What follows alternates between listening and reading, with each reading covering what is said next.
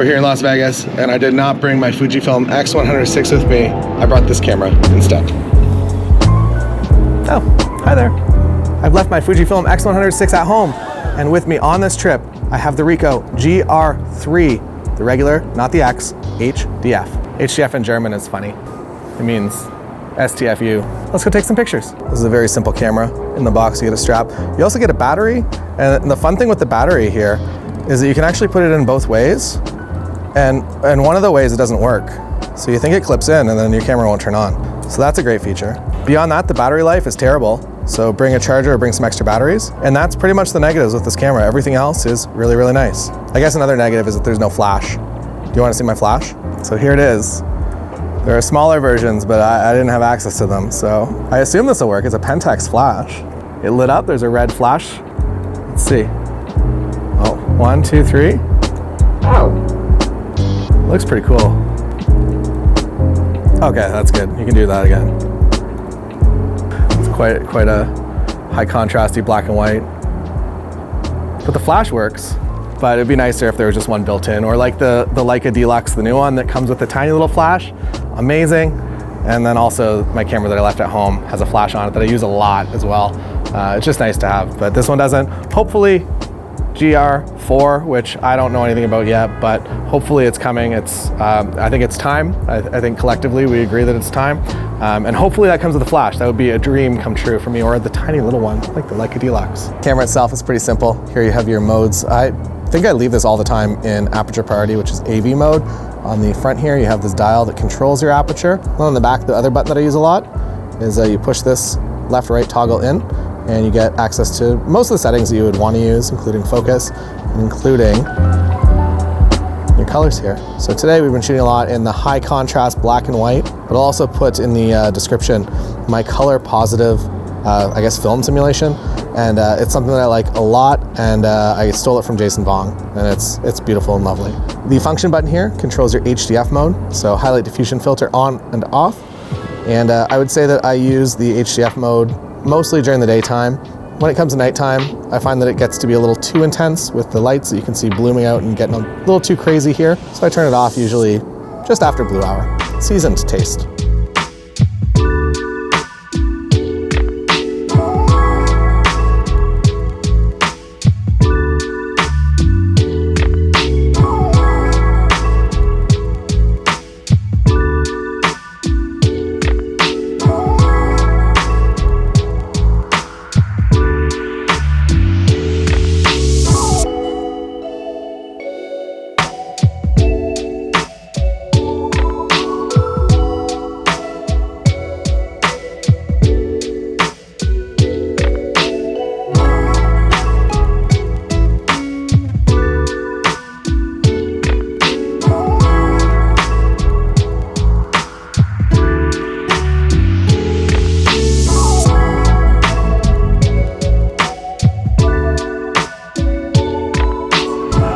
The way I have this camera set up, so I don't really do much. I have my aperture, as I mentioned, up front here.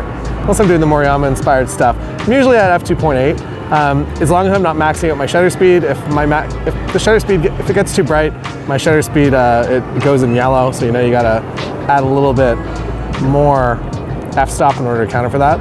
And then on the back, I have this set up to, I think it comes default, just as your exposure compensation. So a lot of the time I actually find myself at kind of like a minus 0.7 EV. I don't think I've ever put it over. I'm always under a little bit, so maybe that's just the metering of the camera, but I find that most of the day I'm either at minus 0.7 or even a 1.3, 1.7, 2.0. Looks kind of nice. Look at that. Have fun with your EV comp. That's what I say. I think the frame's too tight to do a rainbow.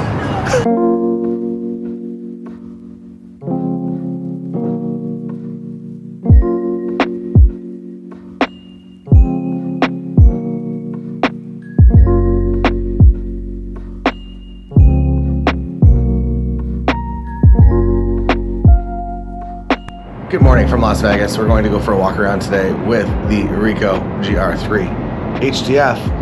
We're going to walk over to the Pepper Mill, which is a place that's, I think, pretty interesting.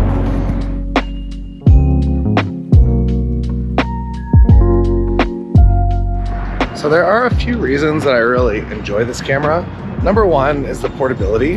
Number two is the quality of the images. The film simulations that come out of this camera, very, very, very nice. I've made a custom one under positive, stole it from Jason Bong. It's pretty nice. I also set my white balance to shade, which makes things just a little bit warmer, maybe pinker. Kind of change that around a little bit too. So if it's not the look that you're after, that's totally fine. There's also the, we're gonna call it the Moriyama mode, which is a very, very high contrast black and white. I have been using this format. I made a separate video just about this specific topic, but I am really, really, really enjoying that black and white profile, even though it might be a little too intense for what you're after.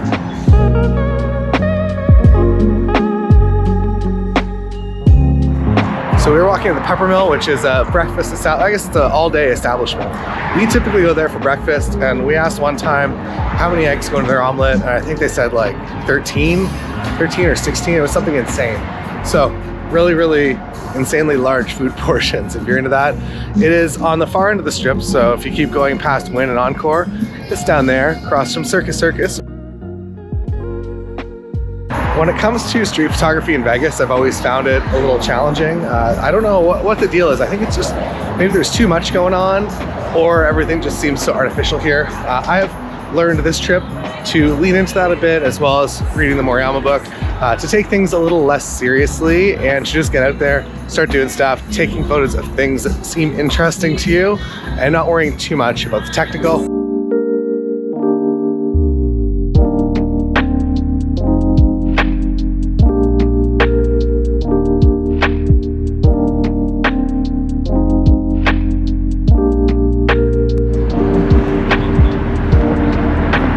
Another incredible thing with this camera is the straight out of camera JPEGs.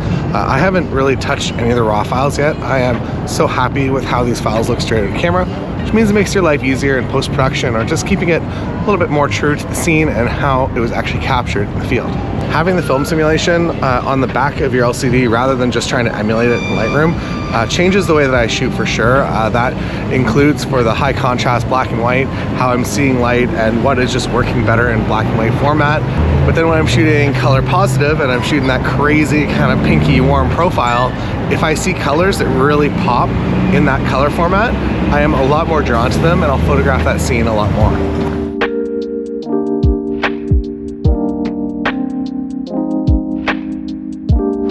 In the black and white profile, this is probably left over from the Moriyama video that I did. I'm looking for very strong contrasts in colors. So for instance, the Caesar's Palace building up there against the nice blue sky, it's gonna make a very nice contrast image, as well as the lighting that I'm in right now. People walking through here would work really well.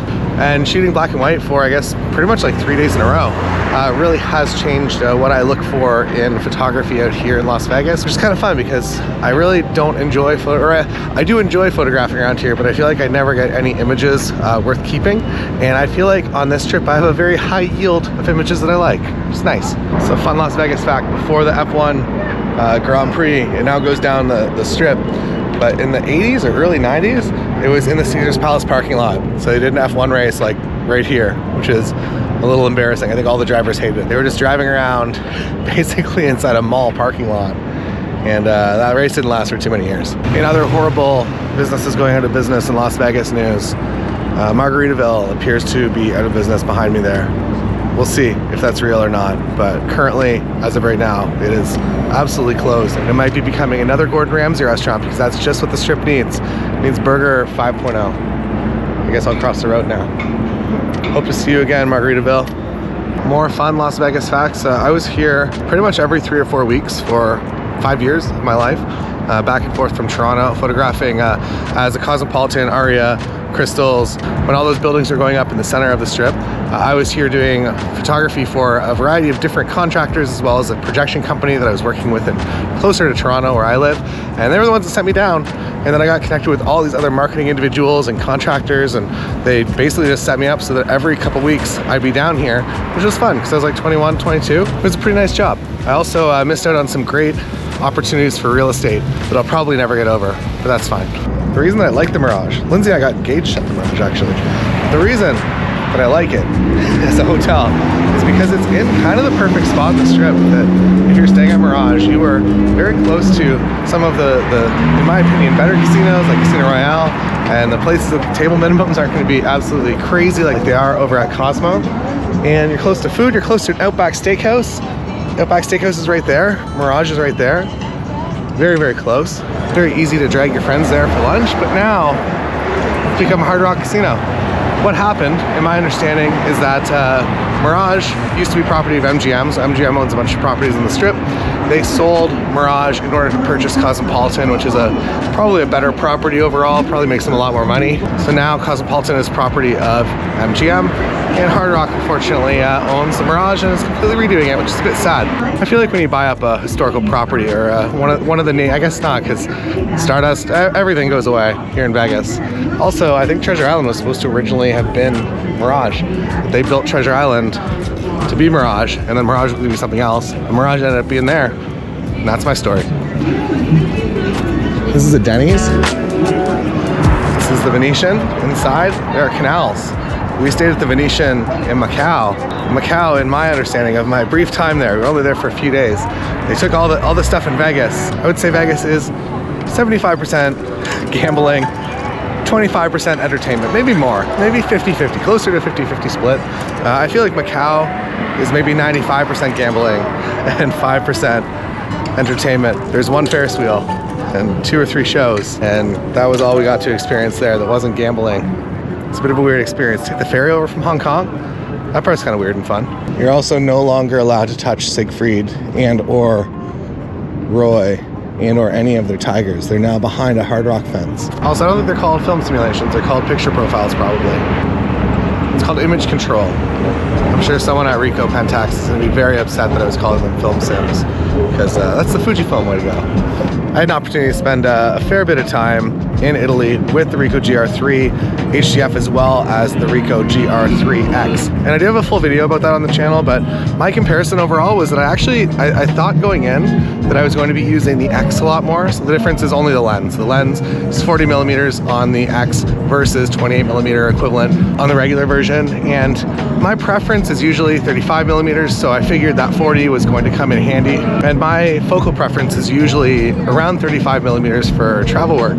And I guess that kind of splits right in the middle of the 28 to 40, but I figured I would be preferring the 40 millimeter focal length, and it was an overwhelming majority of photos that I ended up keeping from the 28 millimeter lens instead of the 40. Now, the differences between the regular GR3 and the GR3 HDF. So with the regular GR3X or the regular version, you're getting an ND filter built in. What an ND filter is, neutral density filter, just adds that layer of sunglasses between your camera. So if you are maxing it on shutter speed and you want to shoot at an aperture like f2.8, you're able to do that. Or if you want to introduce some blur or other creative elements, you can use your ND for that. With the HDF, you get a highlight diffusion filter instead. And what that means is your highlights look more like this. I love this look during the daytime, but in the evening time when the lights come on, I feel like during blue hour it's fine, but then as soon as it gets into nighttime, the effect is too intense for me, so I turn it off at that point. But overall, I prefer the HDF for my personal preference versus just having an ND filter. The ND would be amazing if this camera was a little bit more like the X100VI, where I used it a lot for video. The ND filter would be amazing if the video functionality on the GR3 was any good at all, but unfortunately it's not. So if you're looking for a video camera, X100VI is where it's at, probably not the GR3. Maybe in the GR4. And at the time of recording this, I don't know anything about the GR4 yet, but I am hoping that it is a product that's in development, because there are a lot of changes that a lot of us would like to see from the GR3 into the GR4, and hopefully they can also include a flash. Resort World is the newer, larger casino on the Strip, and if you like Shinjuku in Japan, they've modeled their food court area around something you might be familiar with. I've spotted potentially a picture down here. This might be Las Vegas's second largest pyramid. It's a church. Never been down this way, so I am going to probably flip to my color film simulation. I don't know, the sky contrast is so nice right now. Maybe I will remain on black and white. I don't know, let's look cooler from further away. I don't know if it's worth the walk now. I don't know if it's gonna work out. But a lot of cool stuff around here. It's funny that you go from billion-dollar properties to just old strip malls that I'm sure steep wind wants to tear down to build more properties. Struggling to figure out what the photo is here, but I'm sure there's something. Gotta get creative. We're now entering the taco area of Las Vegas. I trust the tacos out here. Tacos El Gordo, I would say, is maybe my favorite. You can get some tacos while you look at some rental Lamborghinis. And I forget what Tacos El Gordo spends on rent every month, but I think I remember it being pretty crazy.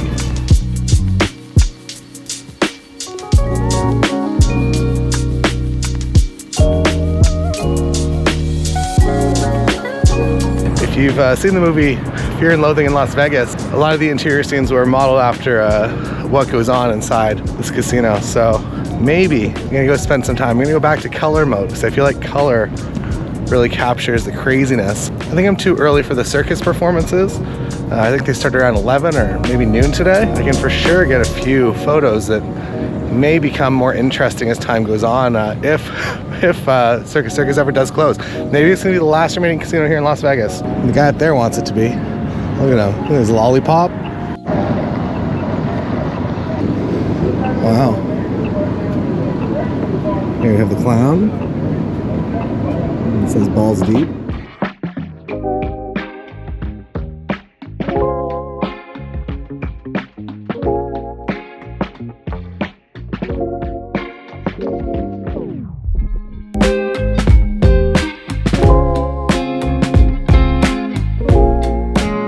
Surprisingly, there are already people going into Circus. They're so hyped. They came from the Pepper Mill and decided to come straight to Circus. Also fun Las Vegas history. My friend Mark, he was here for CES or NAB, one of the bigger conventions, and he asked me what hotel he should stay at. That he was working for BlackBerry, and BlackBerry gave him a few options. You can stay at the Wynn, you can stay at Harrah's, or you can stay at Circus. And he messaged me this, and I didn't get back to him right away. And then by the time that it took me to get back to him, he had already booked in at Circus over the Wynn. So don't fall into that trap and book at Circus instead of the Wynn if you have your choice for a free place to stay. Although it is very close to the convention center. The convention center is right there. Maybe it's all right, but the Wynn is a lot nicer. It's right there.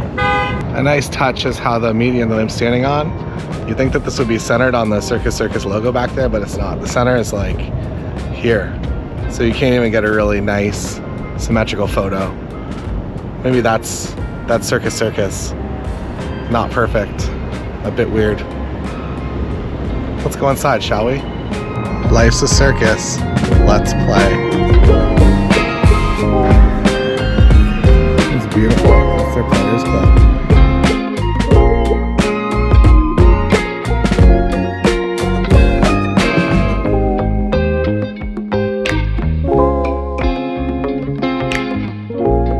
And here it is. Carousel. Slot machines now. I think it used to be a bar. It's beautiful and everything that I ever dreamed. I was very wrong about Circus. This is by far my favorite photographic experience I've had on the Las Vegas Strip. Ever. I think ever.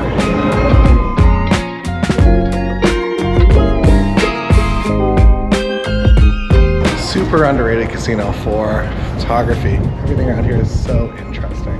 Now entered the meeting areas and conference section of the hotel, and it's incredible.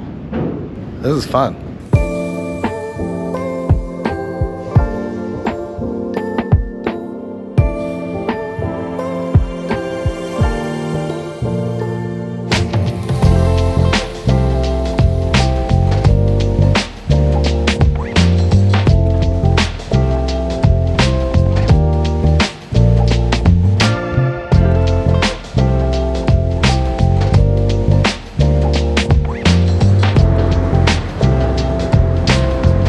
Finally found the sphere.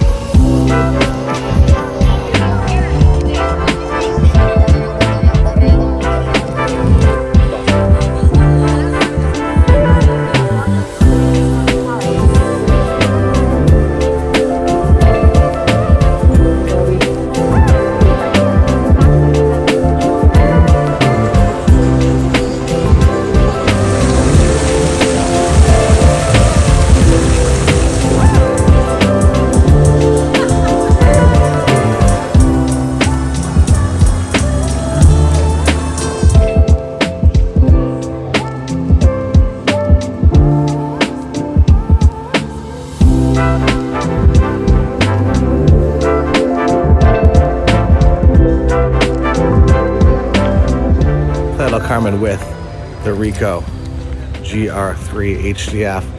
HDF, highlight diffusion filter. Like it or hate it, you got the option. You can do both. Some people love it for some photos, some people hate it for some photos, and that's okay. I'm gonna go for a walk around today with that pretty aggressive film simulation.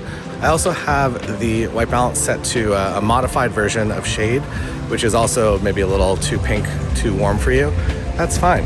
Got the raw photo too. I shoot JPEG and RAW for everything. Nice photo of a Vespa over here. I shoot JPEG and RAW for everything, so if I do get back into post-production and I decide that the JPEG's not it, I can go back to the RAW file and I can customize it how I want. That said, the beauty of this camera is the simplicity in the JPEGs. I would say the same goes for the X100VI as well, that a lot of the time I am not processing those images at all. They're just as they came out of the camera, and the same goes for video. Now, one part where the X100VI definitely excels over this here GR3 HDF is when it comes to video. I really love the video quality of the X100VI, whereas the video quality of this is just not that good at all. A lot of interesting things around here. Little freezer. There you go. Nice straight lines there. Good frame. Another ice box out here. Can almost get hit by a car. Gonna not do that. One of the key things that street photographers really love about this camera is the snap focus distance. So you get to set what that focus distance is, and what that means is when you jam on the shutter, it will automatically go to a predetermined focus point. So I think it comes default set to 2.5 meters, which is pretty good. So if you're walking past people and you're about 2.5 meters away, you just hit that button, it's automatically going to focus on 2.5 meters. Also, if you're down at f8 and you're at the 28mm equivalent here, pretty much the entire frame is going to be in focus to infinity. But if you're at f2.8, you still might get some shallow depth of field, so something to be conscious of. I would say out here, everything I've been shooting at f5.6 today. That is the number of the day. Looking for nice contrast points. Got some nice contrast in this building, the trees up in the sky. I'm gonna shoot with this really, really pinky warm profile and see what that looks like.